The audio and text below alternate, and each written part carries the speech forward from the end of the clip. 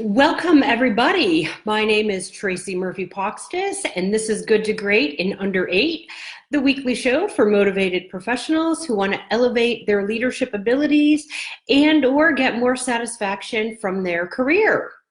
A couple quick things, housekeeping things, guys, before we get started today.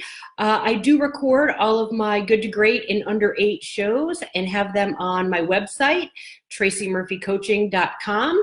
So if you go there and you visit the Learning Corner, you'll see all of the recorded shows along with some other great resources for you. And then on my homepage, I have a new free resource called The 4 Approaches for Dealing with Conflict. So if you're dealing with conflict or it's a challenge for you currently, definitely go sign up and get this free resource. So let's get into today's topic. Most of you know that one of the key things we all need to do to be successful in corporate America is to have the ability to influence other people. Or said another way, to get other people to really embrace and implement our ideas. And so some of us actually rely on one approach when it comes to influencing others. And honestly, guys, using one approach is kind of like trying to fix a car and use one tool. And then we have other leaders who sometimes go to extremes when they're trying to influence other people. And that can ultimately cost them relationships. But the good news is there are ways to influence others, get the results you want, and keep your relationships strong. So today what I wanted to do is share with you a 6-step process for how to influence others. I like to call it the 6-step influencing framework. And so the first step in the framework is really all about setting a clear goal. So you really need to spend some time up front and think about the goal that you want to accomplish when you're trying to influence someone else. So for example, maybe your goal is to get your boss to approve a 10% budget increase. So really be clear about what that goal is. Then the second thing, and this is a really crucial step, is to take a step back and assess the situation. So really spend some time and think about the other person. What's going to motivate them? What rationale are they really going to need to see to be influenced? What issues or concerns might they have?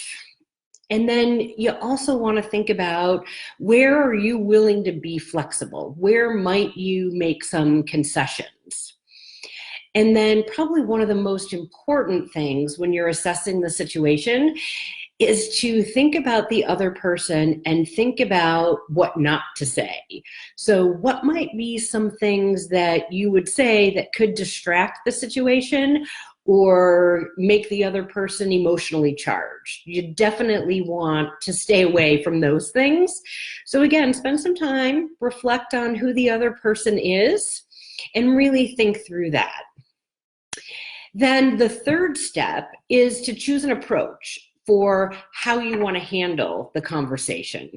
So there's a couple approaches that I've used, that many of my clients have used, that have been really successful. And the first is really approaching the conversation using facts and data. So being very, very fact-centered and using those facts to motivate the other person. Now, the second approach is a little bit different, and that's to really tell a story and create a vision, right? So paint a picture of what success under your idea looks like and how everybody can benefit. And then the fourth step is really thinking about how to structure that approach. So this is where you're going to want to think about, where do you want to have the conversation? When do you want to have it? Should it be in person? Should it be over the phone? When's the best time? Does that person tend to work better in the morning or in the afternoon? And then you also want to think about how to start the conversation, right? How to really build some rapport with the other person, especially if you don't already have a relationship.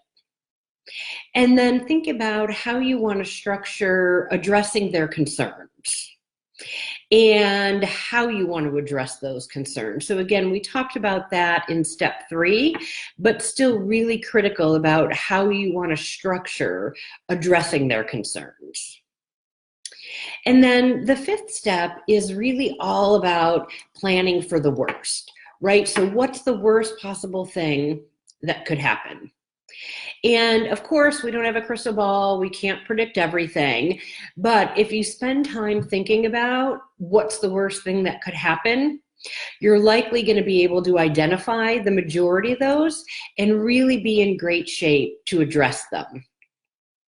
And then once you've identified what that worst thing is, ask yourself, how do you want to handle it? You know, maybe you want to end the conversation and ask for time to think things over a bit. So think about what's going to work best for you in your worst case scenario. And then the last step, and this is probably the most important thing, guys, is rehearse. Whether you do it alone or you do it with a colleague or a peer, do it, because it's really going to help you surface other critical things that might play a role in this particular conversation. So I know this might seem like a lot, but really 6 critical steps should probably take you a half an hour or so to kind of think about them. And if you do this, trust me, you're going to be much better positioned to get the results you want and keep the relationship strong. Now, if influence isn't your strong point, then reach out. Reach out to me, guys. I'm available for one-on-one coaching to help you through it. Just go to the Work With Me page at tracymurphycoaching.com, fill out the form at the bottom, and I'll reach out to you and we can get the ball rolling. All right, guys, have a great week, and I will see you next time.